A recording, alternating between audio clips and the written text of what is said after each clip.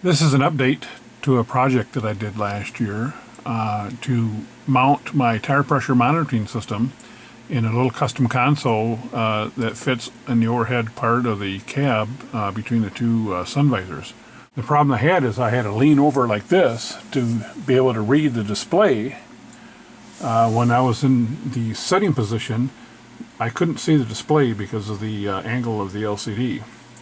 So the update that I did to that is I replaced this pedestal and put this wheel underneath the pedestal that allows me to turn the monitor, and now I can see it at any orientation.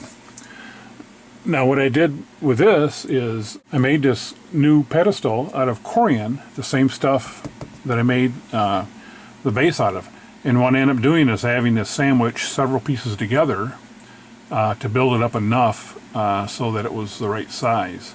And then I just machined it and polished it and so on. Now the black wheel here is also corian, and it's called Nocturne, N-O-C-T-U-R-N-E. And there is no pattern, no flakes or anything in it. It's just jet black. And when you polish it up, it looks kind of like onyx. It's very luxurious looking. And I put a bolt through here, and then I got a captive nut on there on the inside that's got just enough tension that this stays in place, but yet allows me to turn it. The Nocturne corian is kind of hard to get. In fact, any kind of corian in small quantities is kind of hard to get.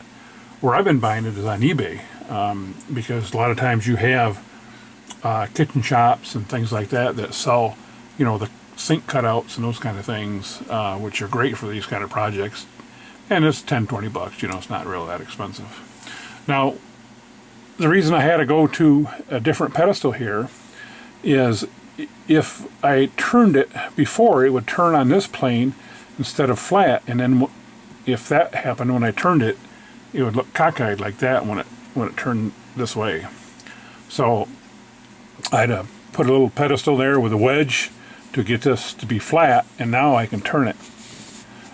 Now when I put the sunshade down, it will still hit the sunshade if I turn it too far, but I can turn it to there and it'll miss the sunshade, and that's still a great improvement. That's about a 15-degree angle, much more of improvement than it was before. In fact, if I do turn it more and the sunshade does hit it, then if I have to deploy the sunshade, all I need to do is turn it back when I do that. So to me, it's not that big of a deal.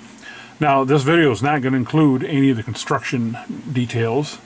I've pretty much covered that with the original video. However, every video that I make, I have a companion website where I show anything from drawings to parts lists, sources to where I found the stuff or where I bought the stuff. And so I encourage you, if you want to know more information about this, is to go to my website, which is www.rv-project.com. And I got literally dozens of different project videos on there, and I put a video up generally for every project that I do, unless it's a real simple one. But for any of the major projects, there will be a web page that is a companion to the project itself. The web page is just a little easier to show some of the other things like the sources and links and URLs and drawings and those kind of things and you can download, some of the drawings, or at least look at them a little easier than you can in the video format. So I encourage you to look at the website if you like this project, and I got more projects coming, so keep checking back on my channel. Subscribe to my channel if you would, please, and look through my RV projects, and look at my RV website for those things that give you a little bit extra information.